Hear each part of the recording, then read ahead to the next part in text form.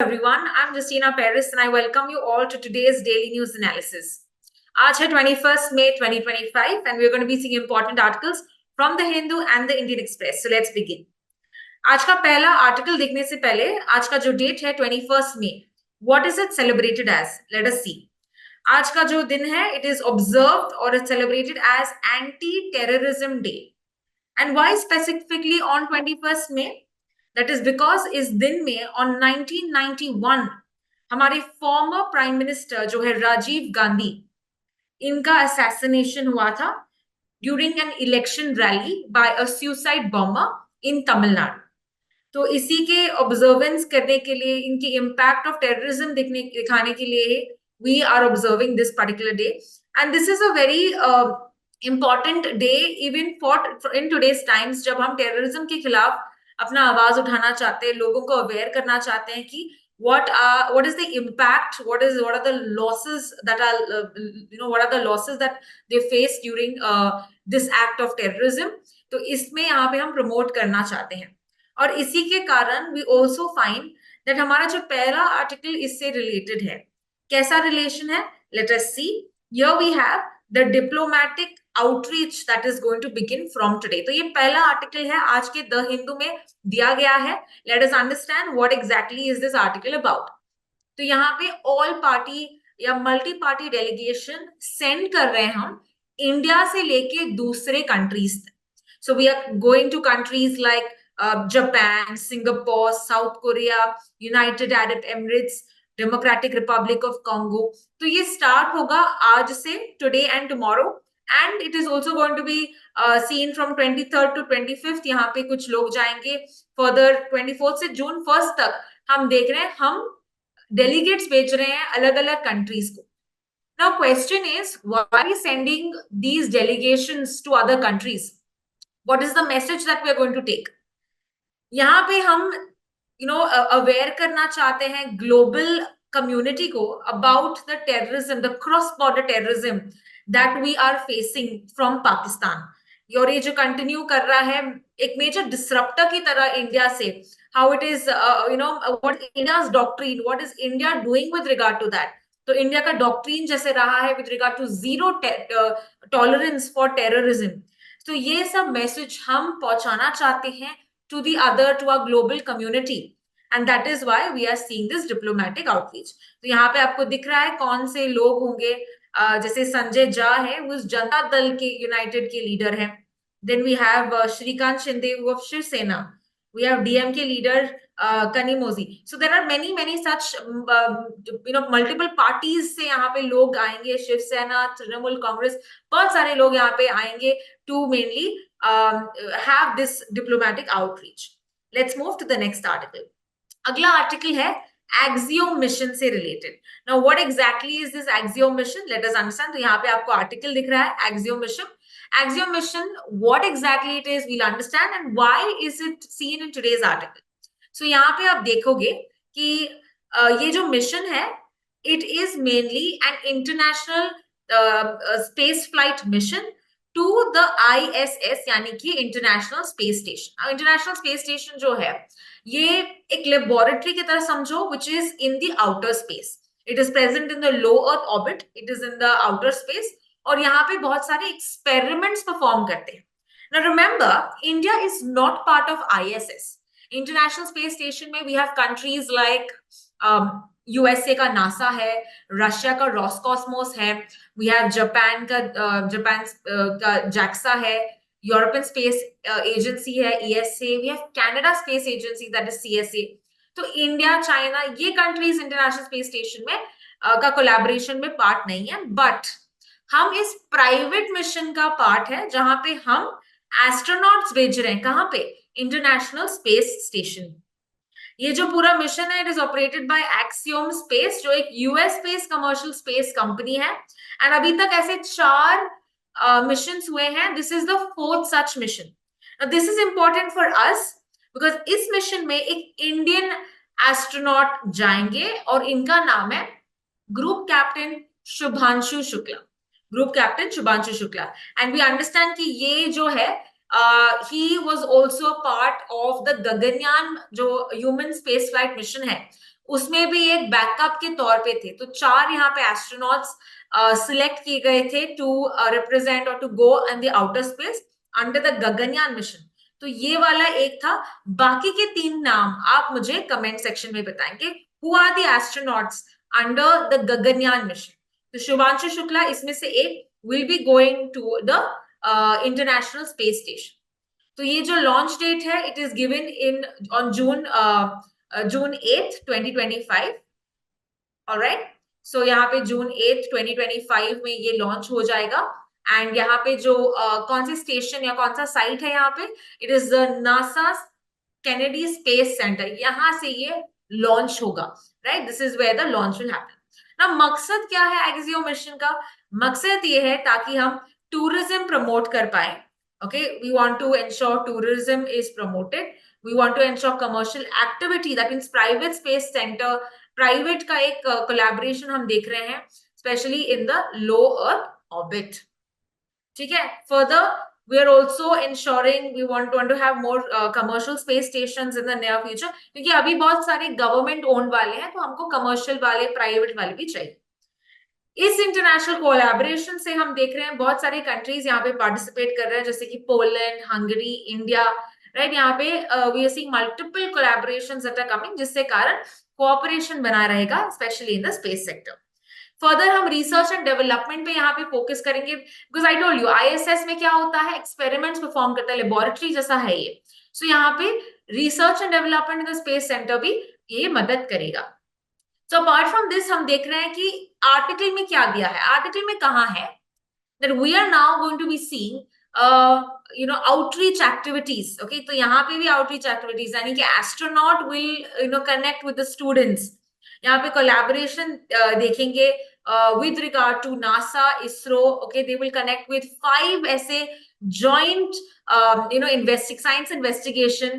तो ये सब हम देख रहे हैं in outreach activities before we have the Axiom mission conducted. यहाँ पे बहुत सारी एक्टिविटीज, तो यहाँ पे बहुत सारे एक्सपेरिमेंट्स कंडक्ट कर रहे हैं, इंटरैक्शंस इंक्रीज कर रहे हैं, तो ये सब हम देख रहे हैं। Is that clear? So this was with regard to the Axiom mission. Let us now proceed to the next article. Okay, before we proceed to the next article, some more details that are necessary for our exam।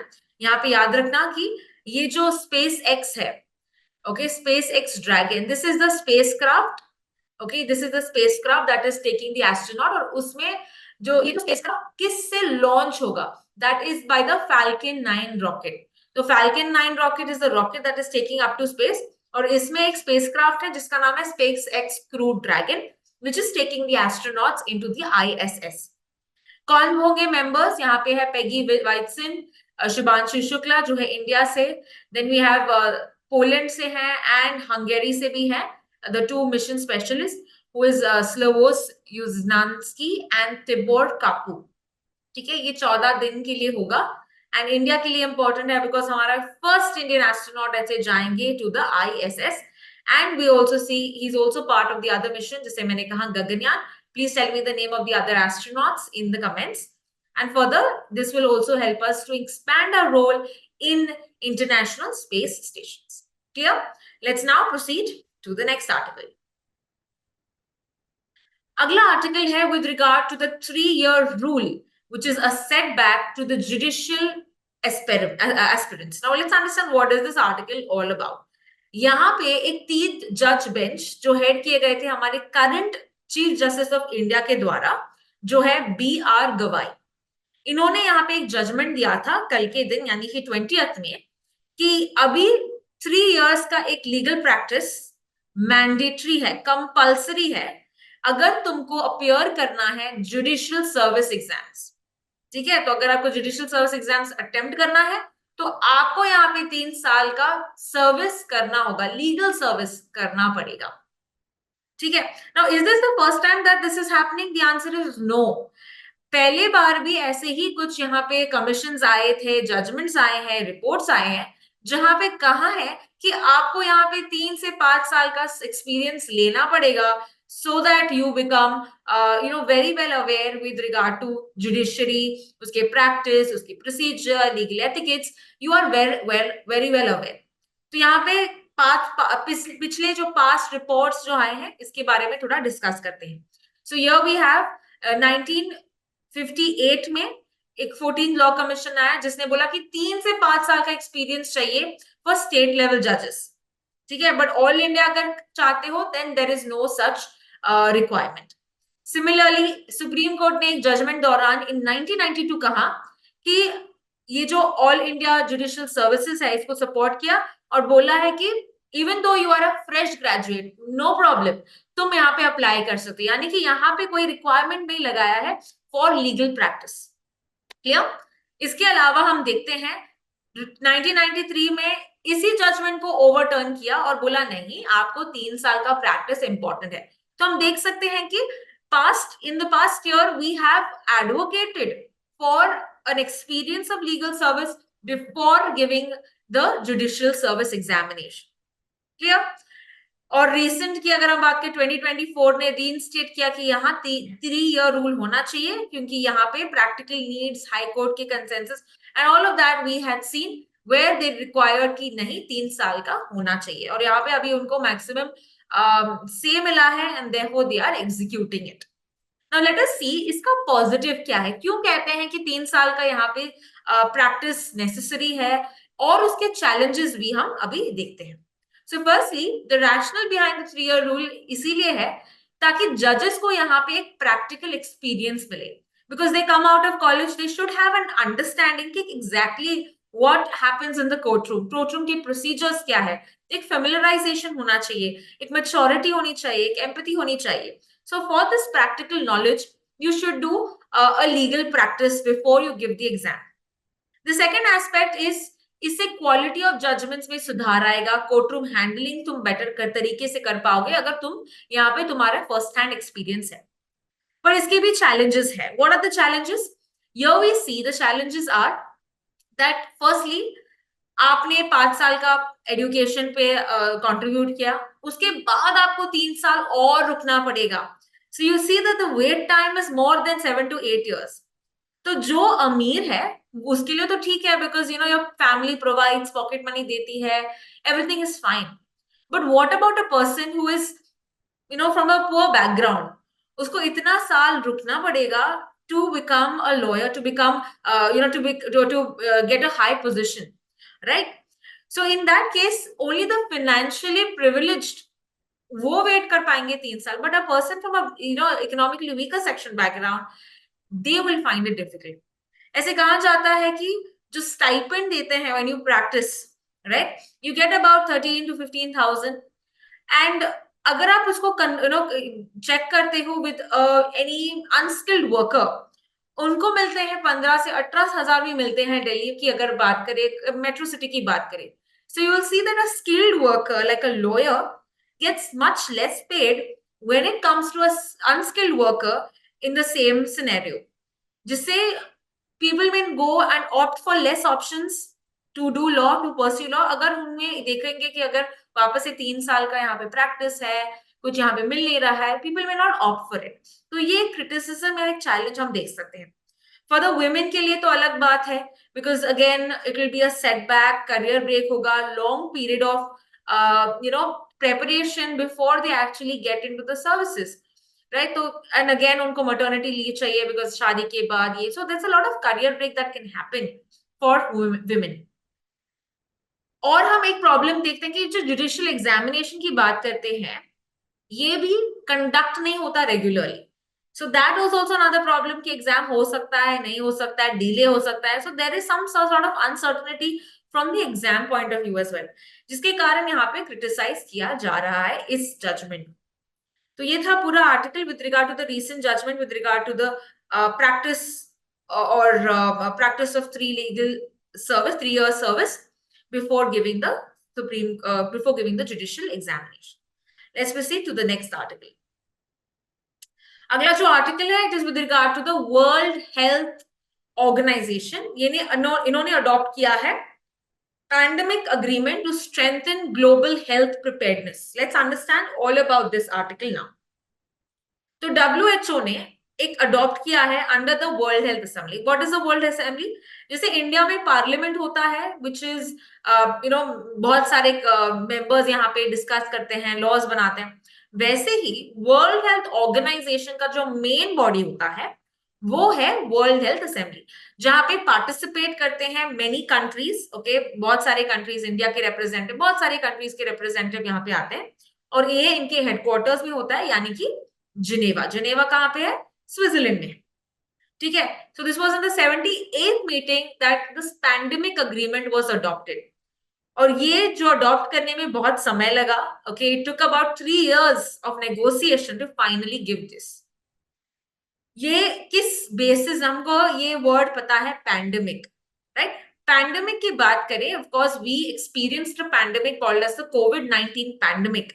तो इन्हीं के response में मान लो कि कल कोई दूसरा एक वायरस आता है, कल कोई दूसरा एक डिजीज आता है, तो उससे बचने के लिए, ओके, उसको कम करने, उसको कर्टेल करने के लिए what should be the procedure in hand, what should the governments do, what should the health care industry do. ये सब एक मार्गदर्शन, एक गाइडलाइन, एक आर्किटेक्चर, एक फ्रेमवर्क देता है ये pandemic agreement. Clear? So this was initiated in response to the COVID-19 pandemic for a stronger, equitable, a future response. और यहाँ पे 124 वोट्स वर इन फेवर, इन्होंने पास किया, कोई ऑब्जेक्शंस नहीं थे, और 11 लोगों ने एब्सटेन किया. Right? So what is the purpose of this agreement? The purpose यही है कि हम स्ट्रेंथन करें हेल्थ आर्किटेक्चर, स्पेशली अगर आगे कोई फ्यूचर कोई पैंडेमिक हो तो हम उसमें प्रिपेयर्ड हो. We are able to prevent it, and we are able to give a better response, which we were not aware when we faced COVID in 2019 and 2020. Further, हम promote करना चाहते हैं better international coordination, especially along critical areas, especially access to vaccines, medicines, therapeutic, diagnostics. तो ये सब भी available होना चाहिए, equitable होना चाहिए, ताकि जो poorer countries है उनको भी इसका access मिले. So this is all that is given in the pandemic agreement. अभी WHO के बारे में थोड़ा जान लेते हैं. WHO ये एक स्पेशलाइज्ड एजेंसी है. Okay, this is a specialised agency of the United Nations. ये बना था 7th April, राइट, 1948 में.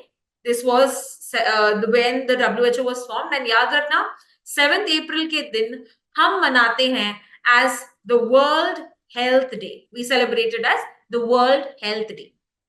इसका जो हेडक्वार्टर्स है ये कहाँ पे है? ये जिनेवा में है. एंड जिनेवा कहाँ पे है? Geneva is located in Switzerland.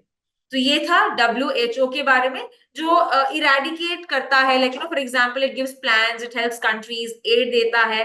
And recently which is that country which got out of the WHO? Can you tell me in the comment section which is the country which came out of the WHO, citing कि हम ज्यादा contribution करते हैं, WHO China के influence में है.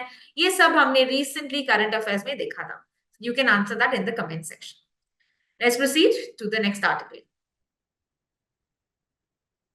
अगला जो आर्टिकल है, it is with regard to Pakistan army ने उनके जो चीफ ऑफ आर्मी स्टाफ है, जिनका नाम है असीम मुनीर. सो यहाँ पे आप नाम देख सकते हो, द नेम इज असीम मुनीर.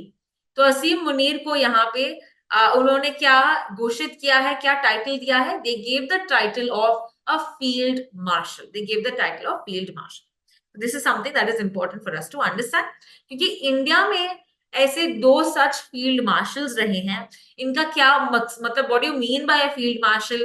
पाकिस्तान में कोई दूसरा फील्ड मार्शल बना है? ये सब हम इस आर्टिकल में देखेंगे. क्लियर? सो दिस जनरल असीम मुनीर, इनको बनाया है फील्ड मार्शल. और अभी तक पाकिस्तान में only 1 such field marshal has been before this, जो है Ayub Khan. Field marshal Ayub Khan. Now, Field Marshal Ayub Khan ने, what happened is when he was a general, ठीक है, पाकिस्तान आर्मी के चीफ जनरल थे तभी Ayub Khan. This was in the year 1950s. And इस time पे अयूब खान ने अपने आप को सेल्फ प्रोक्लेम किया था कि I am a field martial. He self proclaimed himself, right? And when did he self proclaim this himself? जब वो प्रेजेंट, क्या हुआ, मिलिट्री रूल आया, मिलिट्री कू ओके, मिलिट्री क्यू यानी मिलिट्री का राज यहाँ पे उन्होंने ओवरटेक किया था सिविलियन गवर्नमेंट पे। और उन्होंने जब वो प्रेसिडेंट बने थे 1958 से लेके 1969, स्पेशली हम देखते हैं इनको during the time of Jawaharlal Nehru, right. तो जब ये प्रेसिडेंट बने, इन्होंने अपने आप को मेंशन किया as a field marshal. Now, field marshal is, you can say, an officer until death. Like he will be an active officer until death. And यहाँ पे उनको वो यूनिफॉर्म पहन सकते हैं, स्पेशली ड्यूरिंग ऑफिशियल इवेंट्स। वो uniform पहन सकते हैं। इसके अलावा उनके गाड़ी में 5 स्टार्स का एक ये हो जाएगा, you know, there will be mentioned, okay, that is a field marshal by giving those 5 stars. उनको जो सल्यूटेशन या सलामी मिलती है, it is not by the hand, it is by the baton. तो इनको it is a very prestigious position, जो India में अभी तक केवल 2 ऐसे ऑफिसर्स को मिले। ओके, सो यहाँ पे हम देखते हैं, he does not hold any office, field marshal does not hold any office in official capacity. Retirement के बाद भी ही इज एक्टिव, वो यूनिफॉर्म पहन सकते हैं, ठीक है। So he is considered to be an active list until the death. Clear? So this is one of the highest rank. यहाँ पे एक स्पेशल बैज मिलता है, as I said, 5 stars display होता है उनके व्हीकल पे। उनको जो सैल्यूटेशंस मिलती है, इट इज बैटन से होता है, not by the hand, which is the normal norm in the military statute. Okay, apart from that, India में जो फील्ड मार्शल्स हैं, इनके नाम यहाँ पे दिए हैं। We have Sam Manekshaw, okay, Sam Manekshaw, as well as हम देखते हैं with regard to K M Cariappa. तो यहाँ पे आपके आर्टिकल में यहाँ पे नोट डाउन किया है Sam Manekshaw and K M Cariappa. Let me just quickly write this for you if this is not visible, so let me just note the same for you. So we have field marshal हमारे India में 2 रहे हैं, Sam Manekshaw, and second one we have K M Cariappa. ठीक है, तो ये 2 नाम आपको याद रखना है इंडिया के फील्ड मार्शल। और पाकिस्तान की पूछे तो अभी recently Asim Munir, and the second one is Ayub Khan. Now how is the difference between Asim Munir and Ayub Khan? Ayub Khan, as I said, was self proclaim, खुद को उन्होंने प्रोक्लेम किया जब वो प्रेसिडेंट बने। But for Asim Munir, okay, he is recognized by the civilian government of Pakistan, जो अभी किसकी गवर्नमेंट है? who is the prime minister? Shehbaz Sharif, right? So they have agreed, or they have given him that title of field marshal. So ये difference है। Clear? So this is what we see with regard to the recent title given by the Pakistan government, recent promotion given by the Pakistan government to the army chief Asim Munir. Let's proceed to the next article. अगला जो article है, it is with regard to a death of a very important, और you can say a known personality in the field of science, and ये है Jayant Narlikar. Okay, Jayant Narlikar, ये एक Indian astrophysicist थे, and he was known for one such aspect, जो इन्होंने challenge किया था बिग बैंग थ्योरी को, which is a universally accepted theory को। इन्होंने ये चैलेंज किया था, Jayant नरलिकर, and he died at the age of 86 in Pune, yesterday, Tuesday, right? तो इनके बारे में कुछ हम important, interesting न्यू इंफॉर्मेशन देखते हैं कि इनको कौन से अवार्ड्स मिले हैं, या इन्होंने कौन से बुक्स लिखे हैं। ये सब हमारे एग्जाम पॉइंट ऑफ व्यू से इंपॉर्टेंट है। सो यहाँ पे let's understand what we are going to see. या सो साइंस ऑथर रहे हैं, जो इन्होंने बहुत वर्क्स लिखे हैं। He wrote extensively with regard to promoting science in English as well as in Marathi. Clear? इन्होंने टेबल टेनिस भी खेला है स्टीफन हॉकिंस के साथ when he was a student in Cambridge. इनके इनके लाइफ पे बेसिस एक मूवी भी है, that is called as Dhoomketu, which is meaning the comet. Okay, so it's a sci-fi story, this is alternate of film. Apart from that, इनकी autobiography के इनके life के बारे में है, 4 नगरन तले मजे विश्व, this is the name of the book. Okay, it means the tale of 2 stories. Okay, तो इसका मतलब ये टेल ऑफ 4 सिटीज इसका मतलब है। Okay, so that is the meaning of autobiography, जिसको मिला भी है Sahitya Akademi award, Sahitya Akademi award. Okay, apart from that इनके writing clear, philosophical, jargon free, मतलब जार्गन मतलब the hard words, difficult words, very simplified writing, very clean writing is what they say. Apart from that इनकी जो awards हैं, quickly से देखते हैं कौन से अवार्ड्स इनको मिले हैं। Padma Bhushan, Padma Vibhushan, he's got the UNESCO Kalinga Prize that was in 1996, right? And for the Prix Jules Janssen Award, which is a French award, French Astronomical Society award देती है, it's a top award. तो ये 4 awards इनको मिले हैं. Okay, so दुखद बात है that he passed away yesterday. Let's proceed to the next article. अगला article is also another death of another scientist. इनका नाम है M.R. श्रीनिवास. इनका नाम है M.R. श्रीनिवास. इनका भी कॉन्ट्रीब्यूशंस देखते हैं. So he has been a former chairman of the Atomic Energy Commission. ये सेक्रेटरी रहे हैं of the Department of Atomic Energy, और ये कल के दिन ही passed away at the age of 95 years. Clear? तो ये एक साइंटिस्ट रहे हैं specially for the contributions of the nuclear program. तो यहाँ पे इनका कॉन्ट्रीब्यूशंस है न्यूक्लियर प्रोग्राम. जो जयंत जी है, इनका जो कॉन्ट्रीब्यूशंस है which is with regard to astrophysics. So you need to know the field that they contributed to, because they have contributions उनके बहुत ही मेजर रहे हैं, इसीलिए आपको ये जानना जरूरी है. Clear? So he was a principal project engineer है, chairman रहे हैं of the nuclear power board. He was the director of the power project engineering division of the Department of Atomic Energy. Chief project and engineer रहे हैं of the Madras Atomic Power. So many contributions, right? And the most important one is also he's been the founder chairman of the Nuclear Power Corporation of India. In fact, जब हमारा जो पहले nuclear plant बना, right, हमारा nuclear reactor बना, हमारा पहला nuclear reactor का नाम क्या था? अप्सरा. ठीक है, फर्स्ट न्यूक्लियर रिएक्टर. तब he was working alongside doctor Homi Jehangir Bhabha. Remember, doctor Homi Jehangir Bhabha was called as the father of nuclear research in India. तो इनके साथ इन्होंने काम किया है. So again a very important personality for us, right. And ये है M.R. श्रीनिवासन, और इनको अवार्ड्स भी मिले हैं जैसे कि Padma Vibhushan in the year 2015. तो ये था M.R. श्रीनिवासन के बारे में. Let's now proceed to the next article. अगला आर्टिकल एक अपॉइंटमेंट के बारे में है, और ये अपॉइंटमेंट जो है, okay, let's understand what is this appointment all about. It is with regard to the ये जो इंटेलिजेंस ब्यूरो है, राइट, IB. इनका एक डायरेक्टर जो है, इनका जो टर्म पीरियड है ये इंक्रीज हुआ है. So remember his name is Tapan Kumar Deka.